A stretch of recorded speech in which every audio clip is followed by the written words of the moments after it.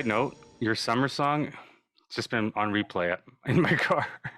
Which one? Summertime Feeling? Summertime Feeling. Oh yeah, Gosh. that's dude. That song is like I wrote that and released that, and that was my first single ever. That was 2018. What inspired you to write that song? Well, I mean, it was the dead of January at the time. It was I was actually sitting where I'm sitting right now, and it was the middle of January, and I just kind of looked outside and I thought, I can't wait for all this snow to melt and for the summer to be back. And I miss the summer, and so I just came up with the hook of Summertime Feeling, and then it just kind of rolled from there. I was just trying to basically imagine what the perfect summer would be like, and so that's what inspired that song. Are you from Toronto originally? Yeah, yeah, Nice. born and raised. Love it. You have a unique story.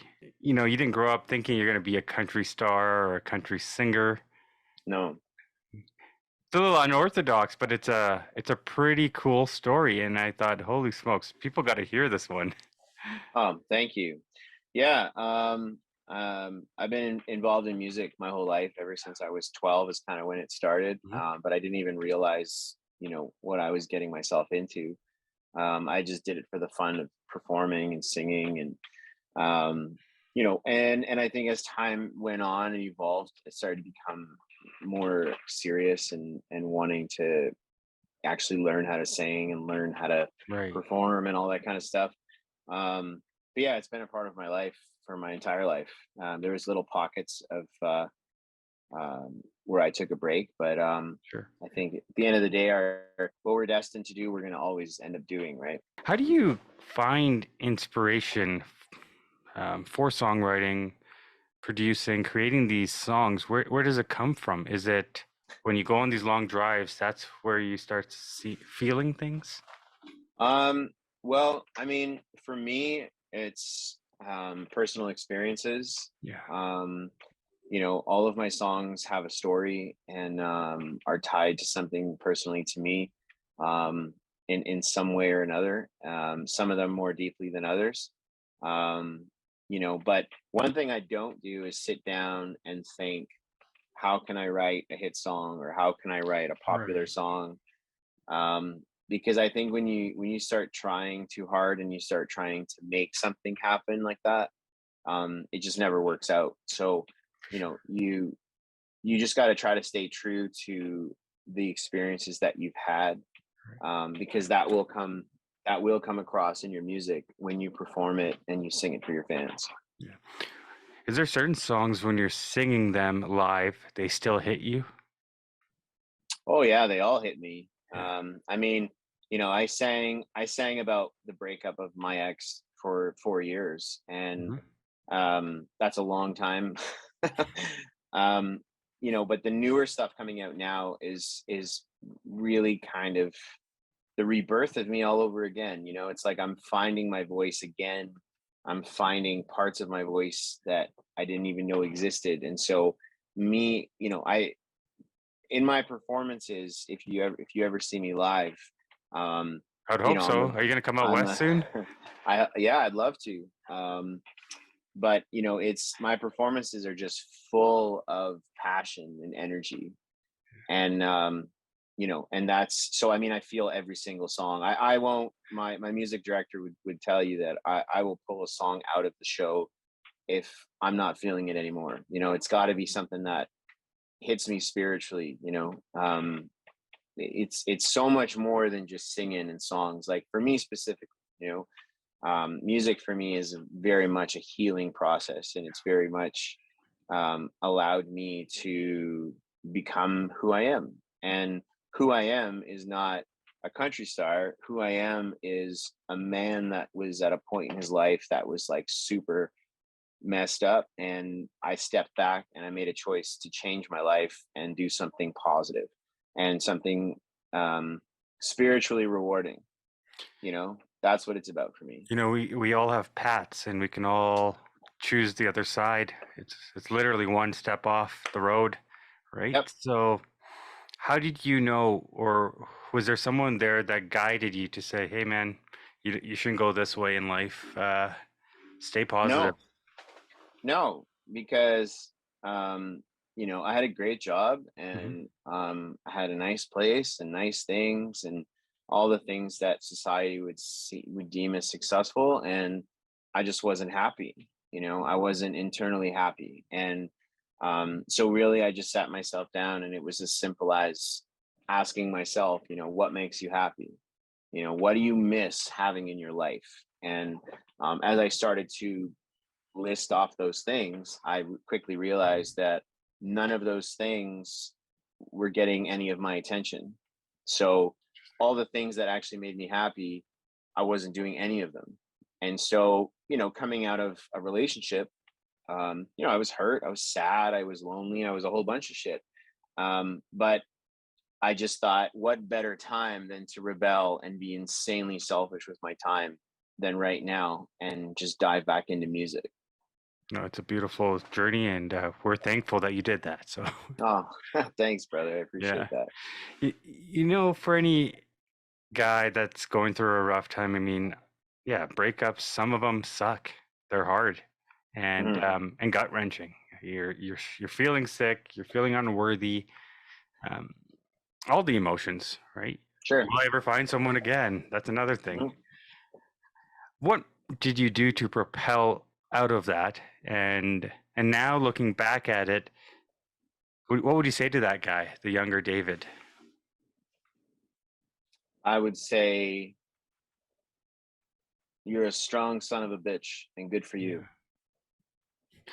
because I think um, when I look back at how I was feeling in those moments, um, I was insanely insecure. I was insanely not myself. And now to think 5 years later, I've met fans, some of them locally and some of them internationally, that have said my story um, helped push them through a difficult time. And so, and they look up to me, and that's a crazy parallel, because you go from being incredibly insecure and feeling like you can't do anything to now becoming a leader and helping other people get through their insecurities.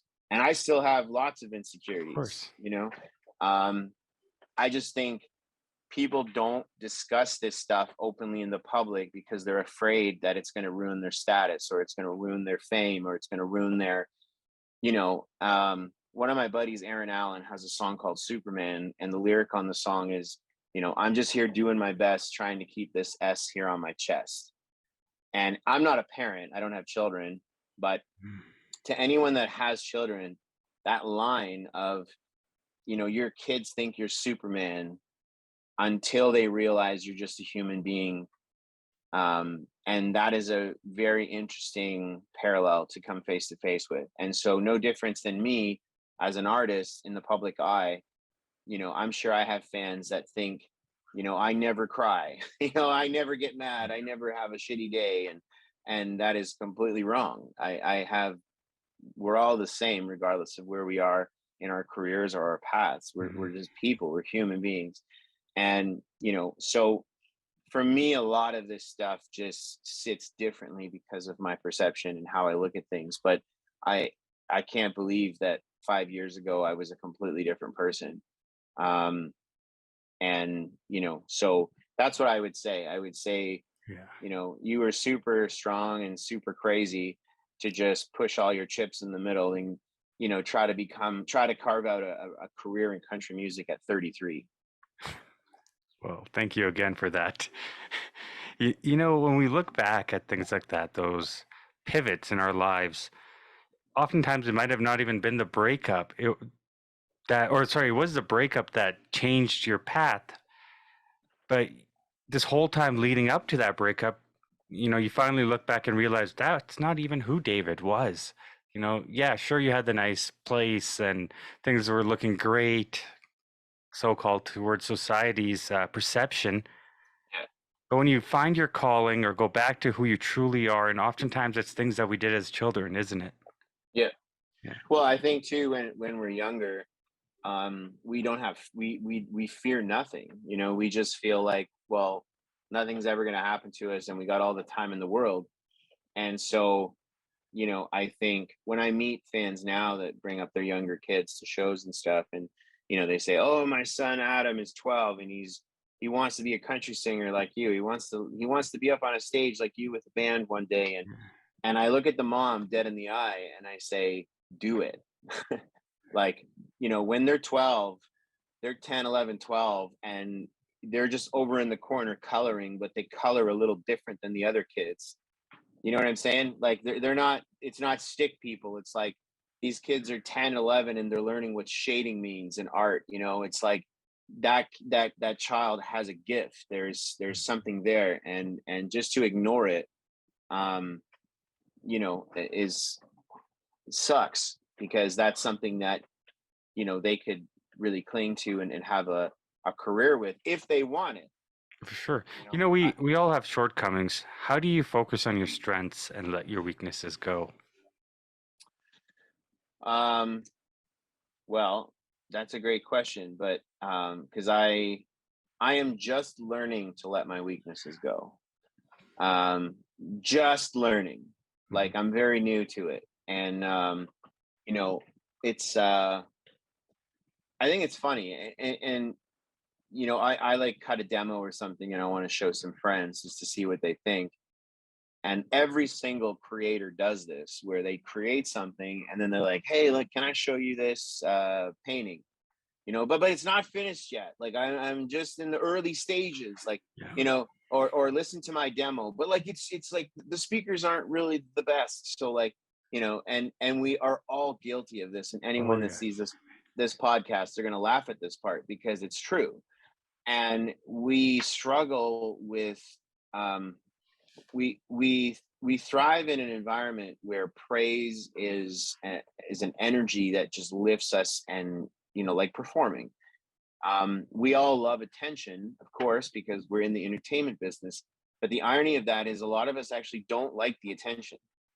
So it's this really weird thing Hmm. where you're in a field that forces you to be the front of the room, and but some of those people don't want to necessarily be the front of the room, and so that becomes, you know, this incredible mental challenge that you have to find a way to overcome your insecurities to perform and do what you do so well when you do it alone, you Do, know. do you prefer being alone most times? Absolutely, Yeah, absolutely.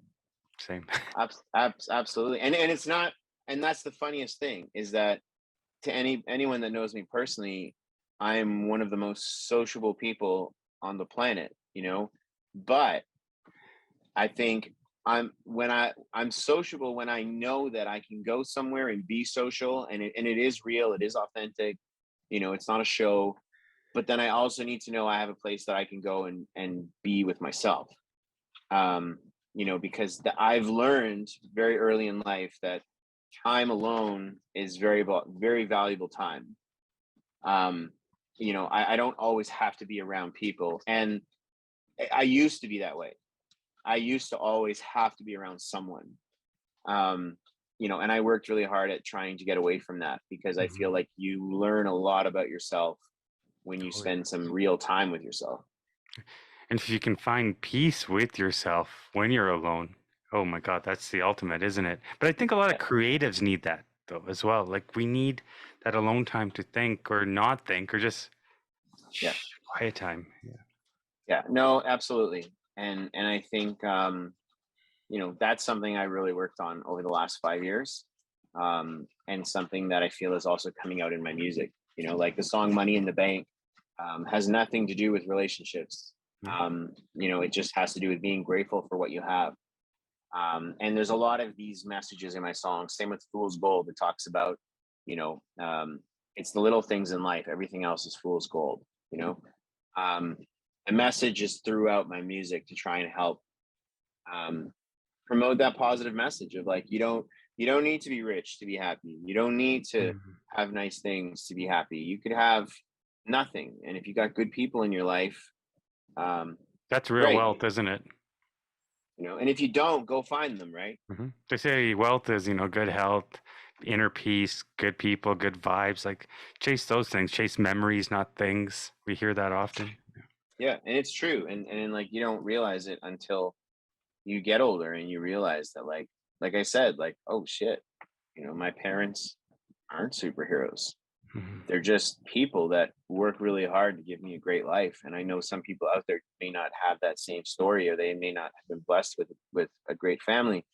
But what better motivation than for you to get out there and be a part of, something that you create and do the way that you want to do. And Mhm. I think that's what I know my parents did for me. They grew up on a farm, they didn't have a lot of money.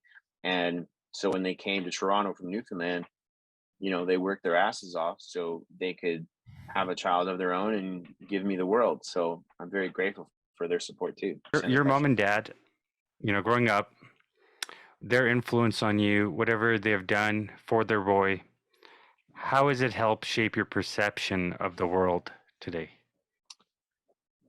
My parents were very open-minded Nice. with me.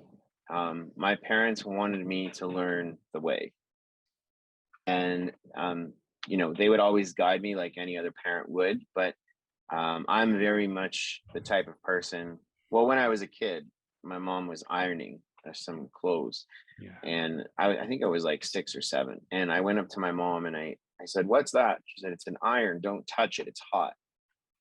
And the moment she looked away, I put my hand right on the iron. So that pretty much can paint a picture of the kind of kid I was. I My parents would always say, right from wrong, but I was very much the type that had to learn for myself and um by experiences. And that's kind of shaped me as a man. Everything I do, I'm not afraid to try. Mhm. And sometimes I get burned like that iron did to my hand. And sometimes I come out on the other side because you know, um I was brave enough to just say, I'm doing it. Kind of like just quitting my job and Yeah. selling my shit and making a record. It's like Oh. it sounds like a TV show, but it's true. It's Mhm. like that's you kind of have to just say, well, I'm doing it. Was there moments where you were just like filled with regret almost, where you're saying, I don't know, I sold all my No, stuff? No, I love that. no, and I'll tell you why. Because um it's not I explained this to my dad once. I said it's not about money when you know how to make it. It's like I have a skill and a talent in sales with HVAC that I'll never lose. No. It's not even this, it's not even the furnaces. I could sell ice to an Eskimo. It's communication skills, right? It's being able to understand a product and being able to understand a customer's need for it and then communicate it to them in a way that helps them understand that they're getting something that's going to help them. And when you can communicate that, you could sell anything. And so for me, what happened was is I was in a singing competition and I met a guy named Rick Barker, and he used to manage Taylor Swift. And he asked me what I did for a living, and I said I sold furnaces. And he said, "Well, you should start selling that voice of yours instead of selling furnaces." And that's what Hmm. kind of got the wheels turning. Of I thought, well, I would much rather quote unquote sell my voice than work for this pompous ass that I was working for. um, and because I have some business background, that was able to help me on my journey with music, because All right. there's so much more to this than just writing songs and performing them. Mhm. People have no idea what goes on behind the scenes. It's insane. And to have a career in this industry full time successfully is extremely hard to do. Um, Can't even imagine. Is it a but if cutthroat business? every business is cutthroat, but I think the problem with this business is that there's a lot of people in this um, surviving off passion, not finance. And Mm, it takes money to live. These lights aren't free. no. The rent isn't free. These microphones aren't free. All this stuff costs money. And so I feel financially, this industry is very broken because it's following an old system that doesn't really work anymore. And artists need to find ways um, to get paid royalties, get paid for their shows. This interview, I'm not being paid to do this interview, right? This is free. Yeah, you thanks for know that, man. so no, and I'm not, Yeah. and I'm just saying, I'm not taking a shot at you. I'm just saying, yeah, I'm not, you're not getting paid for that. And No. so here's the reality for a second. Someone calls me up, whether it's City TV, and they say, we want to do an interview with you. So you have to now schedule that in your day. You got to make sure you're available. You might have to move some stuff around. But nobody's paying you to do that, right? So there are lots of that stuff that you have to do in the early stages to get your name out there, and the keyword exposure. But exposure is something that is used in this industry as a carrot, to get free services, and a lot of shows. I'll say it openly because it's the truth. The CNE here in Toronto is the biggest fair in Canada, I believe, in terms of like a pop-up fair. You've heard of the CNE before? I have, yeah. National We have Exhibition. the Okay. Calgary Stampede, very similar. Yeah. Yeah. So the Calgary Stampede, um, it might, I don't know which one is bigger, but there's an example, same sort of thing. The CNE contacted me this year and asked me if I wanted to play, um, at their festival. And the offer they gave me was the same amount of money they offered me back in 2018 when I had zero reputation. I was brand new. And I'm not going to list off my accomplishments, but I've had a few good ones. And for them to come back and offer me the same amount of money Mhm. 5 years later, there's nothing in this world that stays the same price for 5 years. Right. Not orange juice, not talent, nothing. And when you have people like that aren't helping push the industry and pay people properly, And they're it's very making discouraging. millions. Of course they are. It's very discouraging, Huh. and but there's a lot of that. There's a lot of that. And artists won't speak up and say anything because they're afraid, oh, it's going to ruin my reputation. Well, the CNE didn't make me who I am, and I'm not worried about what they think about me either, but it's just the truth. Like, start paying people properly, man, because how are people supposed to survive? Yeah, how are people gonna enjoy this music? Of course, like if you're not getting paid, you can't keep your lights on, you're gonna go to a different industry. Yeah. Do you think Canadian artists, especially in the country genre, need to go to Nashville in order to make it big, or so-called big? No, I don't think that at all. I think Nashville is a great city. Mhm. I think it's full of opportunities. I think it's a great place to be if you want to work on your songwriting skills Yeah. or networking. But I think many artists in many different genres have proven, to make great music in their basement, and release it to the world and have international success. I think, um, you just need a great song, you need a great voice, and you need a great band, and you need a great team of people to help you put together I call it, your coffee shop and start selling coffee. Yeah. That's what I think it is. Is just have great music and get on the road and start touring, and start building a fan base. It's taken me like almost 5 years now to actually start to see a fan base. So it takes a long time, man. What was your first feeling like when you got that first autograph to sign? I think I was more excited than the fans were. I love it. You know, I it's Nice. funny. I was out one time at a burger joint off Highway 11 here in Ontario, going up north to the cottage, and I literally just came from fishing, so I looked like absolute hell, and had my Crocs on, and my legs were all dirty with mud, and And these two fans came up to me in the lineup of this burger joint, and they were like, "Are you David? Oh, oh, you're David Boy James." And it was like, I was like, I kind of took me off guard, and they're like, "Oh, we love your music, man." And then that kind of caused a bit of a stir because there were some other people around there. They were like, who is David Boy James? Like they had Yeah. no idea like what was going on. And and my friend was coming back, and she was also just like, that was cool. Like that's so neat.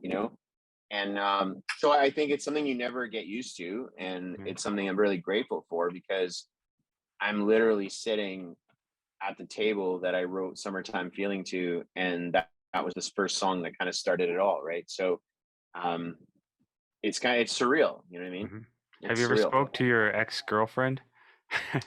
No, I spoke to her. Last time I spoke to her was 2018, Okay.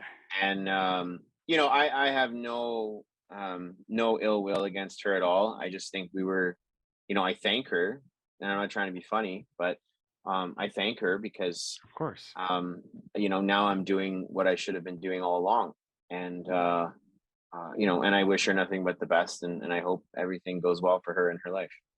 Oftentimes, the things that we hope and really want to work out and they end up not working out is oftentimes the best thing, isn't it? It is, yeah, I would say. How come you have no ego, David? What's You're, that? you have no ego. You're humble. I don't know how to answer that question. Because brother, my my mom and dad raised me to be a good person. They raised me to have good values, good moral values, um, to respect people regardless of their circumstances or their religions or their beliefs. Hmm. um, I'm a peaceful person, and I I experienced some version of success when I was much younger, and I got to see what it was like to have a corporate job, making six figures, just blowing money like an idiot, and um, it just it matured me very quickly, Yeah. and I realized that there's so much more to life than we think. And Jim Carrey has this quote, really really cool quote, where he says, I wish everyone could experience fame and fortune to see that it's not what you think. And it's so true. By no means am Mhm. I a big famous superstar or exceptionally wealthy, but I've experienced what it's like to have money, and I've experienced what it's like to experience fame, I guess. Well, you played And in front of thousands of people. Yeah. yeah, for sure. But it's in the weirdest way. I don't look at it like that. Yeah. I'm not looking at how many people I perform in front of. It's a body experience for me, an emotional experience for me Mhm. to be out there, and they just have to put up with it. And so what's really cool about that Yeah. is like people come to my shows, and I've played shows. I just played one a couple weeks ago. It was a smaller venue, few hundred people, and multiple people said, man, it's like you're performing in front of 100,000 people, and it's like, because it's not about the amount of people. It's what's in It's me. about, yeah. It doesn't matter if I'm in front of 100,000 or if I'm in front of five. It's a thing for me. Um, and it's funny. Elvis was extremely shy, but look at him on the movies and stuff. And when I was down in Nashville, I heard stories about when the whole shaking the leg thing was a mistake. Oh, He used to twist his leg because he was nervous, and he'd be up there and he'd be shaking his leg because he was nervous to be on stage. And one day his manager said to him, they're like, "Man, every time you shake your leg, those girls go bananas." He's like, "You should start shaking your leg more." And he said, "Oh, I just do it because I'm nervous." So think about that. Think about the sex appeal that came from Elvis, and this super confident, got the world by the nuts yeah. dude, and he's like super shy, and all he wants to do is go home and eat peanut butter sandwiches. Like, so it's just bizarre, right? When you think about it, Mhm. but I get it, right? It's like, Yeah. it's yeah, it's a funny thing. Man, before we get going here, where do you see yourself in 5 years? So this journey's been 5 years. Another 5 years from now, where do we see David? What's the vision? Wow. Wow. I think I'll just be further north. Uh, where do I see myself in 5 years? You know what? I have no idea, Yeah. and I just hope that wherever it is, I'm healthy, my family's healthy, and I still have the opportunity to continue to make music and meet people all over the world and share my story with them and hear their story and learn from each other. No, absolutely. Thank you so much for that, bro. You're welcome, dude. Thanks. Yeah. Thanks for having me. I really appreciate it. Absolutely. I love your quotes you're putting on or the video motivation videos that you're putting on. I'm like, hell yeah. Yeah, that's. Thanks for bringing that up. The reason I do that is exactly what we're talking about. Is using my platform to promote the positive mental health and to promote people to take that next step. And it doesn't have to be, I've always said it's not about just the entertainment industry. There are people out there. I've actually had a fan sell their house, go back to school, and get into backstage management for festivals and stuff. That has nothing to do with me in the Hmm. sense of my career, but it's just motivating someone to kind of take that plunge. And so all those videos that I post on Instagram is just another gateway to promote that. Why is mental health so vital and important in today's age for you or anybody? I have a few friends that had committed suicide. I've had two cousins that committed suicide. So I've been through that, and it's awful. And I feel like, especially in today's world, social media has created this filter that we all sit behind, especially with pictures and stuff. I feel bad when I see a guy or a girl take 20 pictures and then try to figure out which one is the best one. It's like people are going to meet you face to face. When you meet someone face to face, there's no filter in front of you. It's just that's you. And I think the quicker we get away from social media and we get away from hot or not kind of shit, Hmm. the faster society will be able to rebuild itself based around human interactions and real time conversations. And cell phones and technology have definitely allowed us to do things like this, but it's also done a lot of negative things. And I think for people that are in the media, or people that have a platform to speak from, because that's where people are watching now instead of television or the radio, I think it's important that celebrities and people in the public eye use their platform to promote that positive message, because it's so easy to just fall down this rabbit hole of I'm not good enough. um, and a lot of people deal with that on a daily basis. Of course, and we've all been there. Yeah, regardless of your success. I mean, look at Mhm. Robin Williams, one of the greatest actors of all time. Chester from Lincoln Park. Chris Cornell. I mean, Amy Winehouse, and the list goes on and on and on. Anthony It's like, Bourdain. Yeah. yeah, yeah, there you go. So it's the list is forever long, and I know I'm only mentioning famous people because how many all the other people the world doesn't even know about, Hmm. because they're not famous or whatever. So I just think it's important. And you know I don't want to sound like I'm an old man, but I even see some of the video games and stuff today, and I'm just like, why are you promoting so much violence, man? Like, so much violence, like it's just uh it's crazy. But I mean, I feel like entertainment should be able to be there to enjoy and have fun, but you don't play Grand Theft Auto and then decide you're going to go outside and you're going to Hmm. drive like you did in the video game. Yeah. you know GTA is not the same as GTA where you are. I'm in the real GTA. Yeah. Right, that's right. But I think too that also comes down to parenting, and it comes down to how people are brought up and raised. I got to play video games, and I had cap guns as a kid, and We Of played course. cops and robbers and handcuffed each other to like the tree and stuff. And It was so you fun, know, wasn't it? it was fun. And now you can't do that because someone will look out the window and call the police, and Mhm. then it's just, it's just different, man. It's like it's so different. And so I think it's important for these platforms, even on these podcasts. Like, I don't ever really necessarily want to talk about myself because there's tons of interviews of me just telling my Yeah. story, but it's like to try to really get into something that is like meaningful and, And deep, you know, yeah. yeah, Like real it's so talk. much, yeah, it's so much more important than Mm. what's on my writer and what's my, like, who Yeah. cares? Like, Oftentimes we that's hear with mental health though, or individuals that are looking to take their own lives. Um, Mhm, or once it happens, people say, "Well, what could we have done?" And that those questions start coming up in our heads. mhm.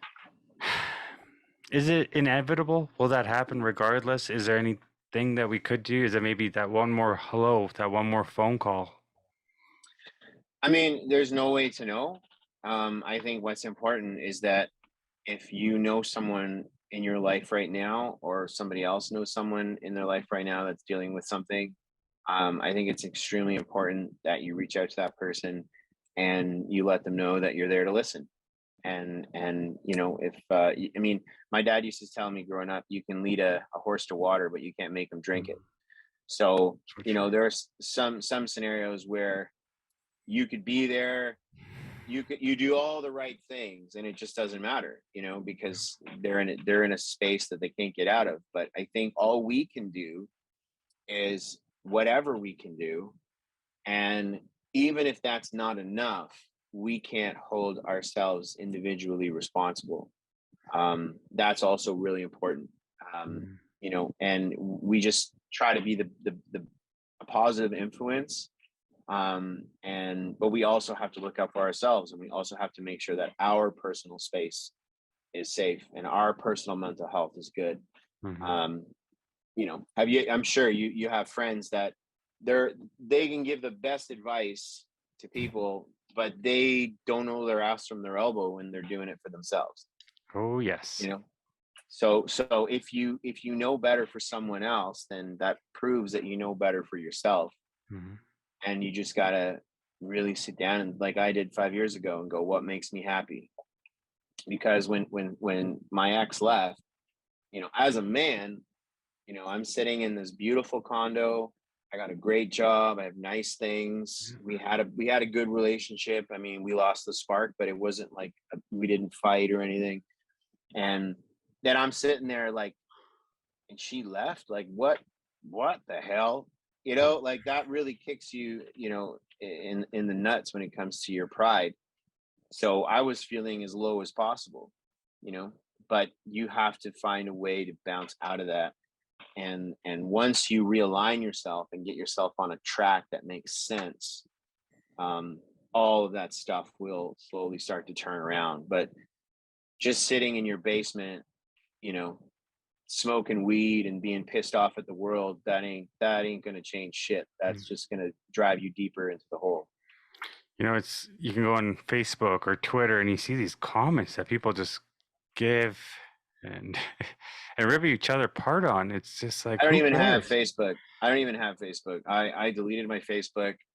And I think my page is still up, but my last post was in like March or something, because people were trying to hack into my account, and like, again, like just stupid things. I'm just trying to make music and do something positive, and then we have people creating fake accounts and trying to hack into my stuff. And so I just deleted it, and now I just use Instagram. But same with the likes. Like, I turned off the likes. Like, when people like something, it shows how many likes you got or Yeah, I whatever. turn And yeah. yeah, and I turned it off because it's like, I don't want to see it. I don't want to know that it's getting more popular or less popular. I'm just posting it to post it. And more people are doing that now, which I think is great, because sometimes if you're a newer artist too, if we're talking strictly music, Mhm. you post a song and you're like, what do you guys think about this? And like 27 people like it, and there's like no comments. And then you're sitting there like, well, man, do I suck or what's going on? And then all of a sudden you post a picture of some guy, farting on his cat or Hmm. something, and it just explodes, and you're just like, what the fuck is going on? Like, So true. Yeah. like how I'm sitting here trying to make music and do something for real, and nobody cares, but all of a sudden I post a picture of me like hitting a blowhorn in a library, and everybody's just losing their minds. So It went viral. Yeah. You're talking about the yeah, blow. so so it's just I just whatever, man. I Yeah. just don't care anymore. When you feel negative, because we're all humans. We have bad days. We have good days. Mental health affects all of us. Mhm. What do you do to get yourself out of it? Do you give yourself a pep talk? Do you go for a walk? What do you do? um I mean, it really depends on the situation. You know, I smoke weed to help me cope. Straight up, Yeah. I smoke weed to help me cope with anxiety, and also just the ups and downs, the different parts of things I have to deal with. I don't smoke it to get high. I just smoke it to kind of relax Hmm. and feel normal. But for me, it's just I have my own incense, which is pretty cool. But Yes. Awesome. Yeah.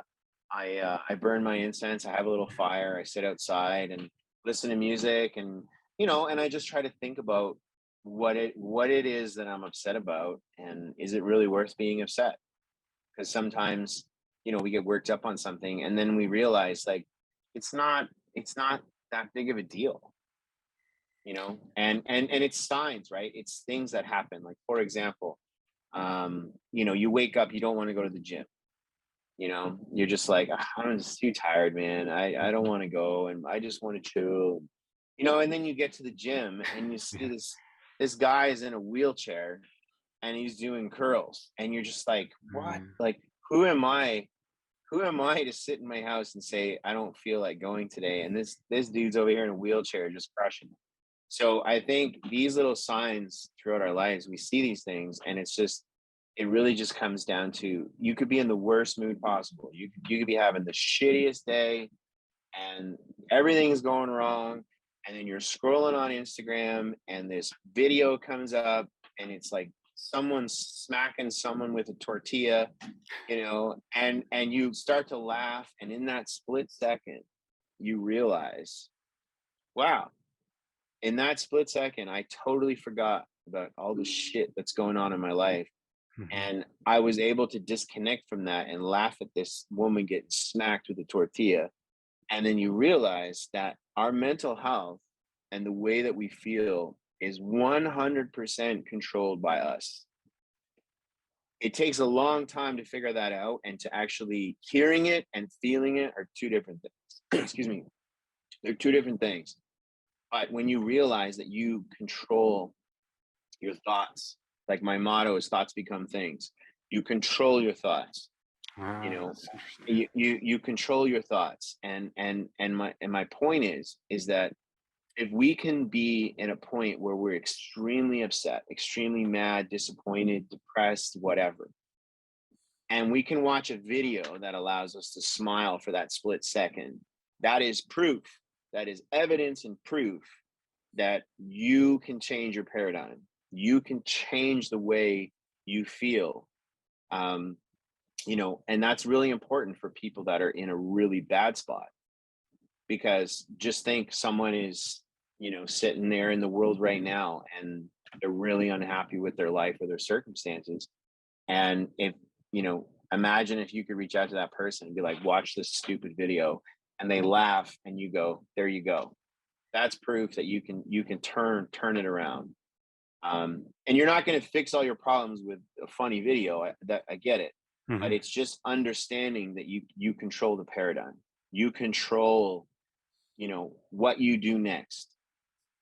You know, um, and I think once we realize that, and we realize the power of thoughts become things, and the law of attraction, and all of that stuff, um, your world can literally flip upside down, for good and for worse, Yeah. if you're not careful. Because here's the thing, thoughts become things, and I just learned this myself. Thoughts become things is not just about attracting good, it's about attracting.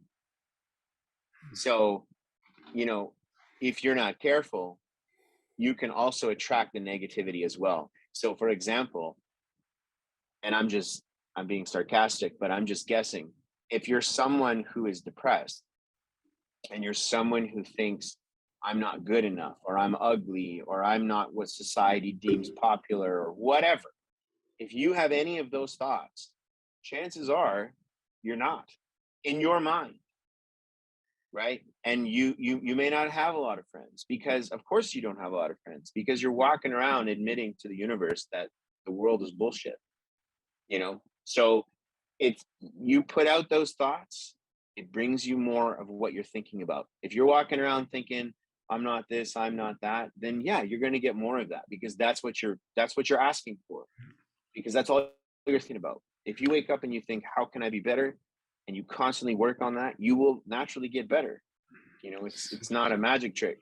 No, it's just tuning into yourself. That self-awareness. That's something that you really need to design and decide. Do you want to do this for your life? Like, you had to make that decision. Sit down. What do I like? Who am I? Yeah. Yeah, and it's a trippy thing, right? It's a trippy thing to sit there and say to yourself, Yeah. who am I? You know, you know, some people will hear that and think you're crazy, but that's okay. Let them think you're crazy. True. You know what I mean? It's like it's funny, on my Instagram every day I get, 5 new followers and I lose 5 followers, or I get 12 followers and I gain 12 and I lose 15, and then one day I get 40 and I lose 5. And it's like, that's the kind of shit that eats away at people's confidence. That's the kind of stuff that makes people be like, start questioning their worth, and think about that. You Everything you've accomplished in your life, all the things that you've been through, all the experiences, and we're sitting here contemplating our worth based on what Instagram thinks. Like, who gives a shit what Instagram thinks? It's just like, we're people, and people are gonna like you, brother, and people are gonna hate you, and people are gonna think you're funny, and people are gonna think you're stupid, and people are gonna think your podcast is great, and people are gonna think your podcast sucks. It doesn't That's matter. okay. It doesn't matter. It doesn't matter. It's just you're doing it because you want to do it. Yeah, I'm enjoying it. I found peace in it, and I like it. I like getting out and reaching to people like yourself and talking real. Like, real talk matters, you know? That's what I mean, dude. And that, to me, it's a long, long road to get there, but we'll get there. And Mhm. and what I mean by that is more and more people will start talking about this stuff and educating themselves with this stuff, and more people will start to realize that a lot of these little tiny things in their life that they see as dramatically terrible, they're just minor little bumps in the road, and that's what builds character and helps us become who we Yeah. are. I think to see the light in life, you need to go through dark times and have been in darkness. I think you need to go through darkness to appreciate the light. Mhm. I think that is the one. I think I know people that have experienced minimal trauma, and they are extremely amazing human beings. And I know people that have gone through hell and back 5 times and are great people, and I know people that are gone through hell and back 5 times, and they're still going through it. And it doesn't matter what I say, it doesn't matter what I do or how I influence. Going back to one of your questions earlier, you can lead the horse to water, but you can't make them drink it. And at some point, if you feel like you have someone in your life that's not allowing you to get to the water that you need to drink, that's the one thing that we struggle with, is letting those people go, because we feel we have this responsibility to continue to push them, because if we don't, who's going to? And the hardest part of that is, like you said, it's not your responsibility. No. It's not. And that's a hard thing to come to terms with. But if you try and you do your best, and those people start becoming toxic for your progress, you got to let them go, because Mhm. you'll never get to where you're going. A buddy of mine is recently going through a tough time in a way that I think it's his own mind. Now, I don't obviously know the situation, but in a lot of cases, sometimes we find problems in other people's lives because of our own insecurities. And I'll tell you a real short story, and maybe you can share this with your buddy. I was dating a girl once, and we went to Mexico. And while we were down in Mexico, we met a couple from Ajax. Didn't know them; they're just from Ontario, so we became friends quickly. We went out dancing one night, and my girlfriend at the time loved to dance. Like, she just danced forever. And I was tired. And I said, all right, I need a break. I'm going to go sit at the bar and have a beer and chill out. So she came with me, and we're sitting there, and this really good looking dude walks up to me, and he goes, "Is this your girlfriend?" He's Spanish. I said, "Yeah." He said, "Do you mind if I ask her to dance?" And I said, "I don't care. Go ahead." And he said to her, "Do you want to dance?" And she looked at me and she said, "Is it okay?" And I said, "I don't care. Like, we're on vacation. Go Yeah. for it." So she went out, and they were dancing and having a great time. And he was a really good dancer. And so she was just having the best time because I don't know how to do any of that shit. So she was just enjoying this guy doing all this cool stuff.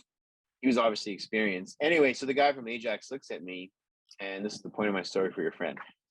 The guy from Ajax looks at me, and he comes back, and he's like, bro, is that your girl, bro?" And I was like, "Yeah." And he's like, "Let's fight him, bro. I'll take him out." Yeah. I was like, "Buddy, relax yourself, relax." Yeah. And he's like, how could you just let your girlfriend dance with someone? I said, "First of all, I didn't let her do anything. She is a grown ass woman, and she makes her own decisions. There's no letting. Mhm. She does what she wants, and I trust her."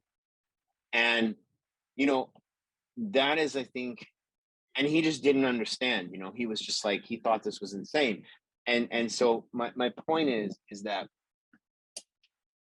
if you treat a girl, if you look at something, uh, if you look at, I'll use money because that's what everybody seems to understand. Mhm. If you meet a girl and you treat her like $100 bill, you know, um, that girl is going to feel. It doesn't matter where she goes. It doesn't matter, who she's around. She knows her that you value her as $100 bill, 100%. You want to look at it in terms of a percentage. So my point is that if you put $100 bill on the ground, I don't care how rich you are. If you saw $100 bill on the ground, are you going to pick it up? Hell yeah. Right. So if you saw a $50 bill on the ground, you going to pick it up? Yes. Yeah. How about 20, Yes. 10? My standards are really low, man. Yeah. Oh, hey, listen, trust me. Just go with me on this. 10, Yes. Yeah. yeah. 5, yeah. Yes. Pick up a toonie, a loony. Yeah, Absolutely. I would. A quarter. Yeah. Yeah, I pick up a quarter too. What about like 10 cents, 5 cents? Sometimes I do because I think it's like a little bit of like, oh, it's a universe sign of good luck or something. And I'll throw Sure. it in my piggy What bank. what But what what if you see a penny on the ground? You gonna pick that up? we'll see. Probably not, right? So No. here's my point. Now, you didn't know where I was going with this, but I want you to think about this for a second. I want you to look at your relationships and how you treat, whatever, your situation is, how you treat that person. Because here's the thing. As we went from 100 all the way down to a penny, the way you answered my question, even your voice changed. You were like, "Yeah, I probably would. Yeah, well, I don't know about that." Like, and so my point is when I said $100 bill, you were like, "Yeah, man, I'll pick that up." Right?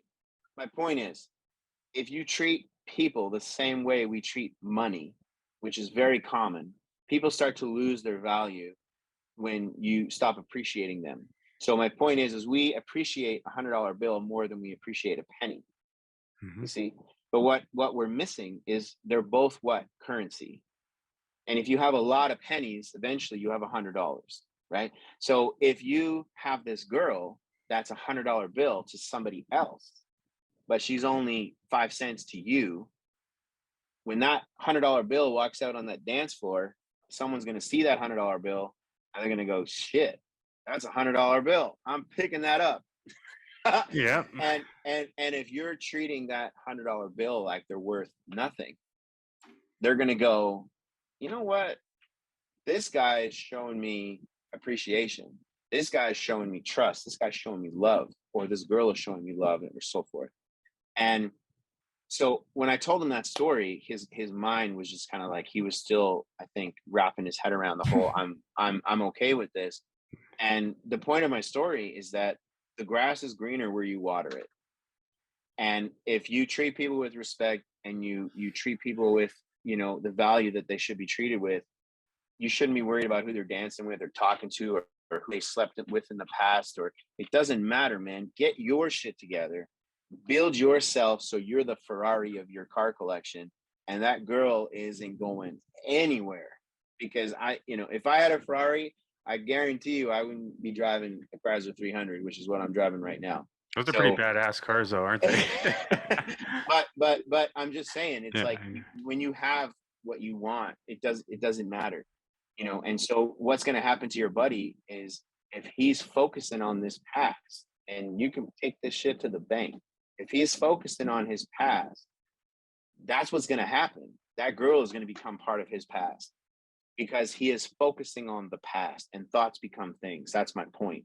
If you focus on appreciating her for what she is now and what you have now, and start working on building something together now, and stop focusing on the past, then the past won't resurface. If all you talk about is the past, then the past is going to resurface, and your relationship is already over. It's just a matter of time before one of you just gets fed up and says, I'm out. So that, I'm gonna give that analogy of the $100 too. yeah, it's a good one, because we all, anytime I've ever used that analogy, people always laugh. And it's like, especially when we get down to the pennies and the 5 cents, because some people are too proud to be like, yeah, I'd pick up a nickel. I love it, man. Love it. Well, thanks again, brother, for this. Appreciate it.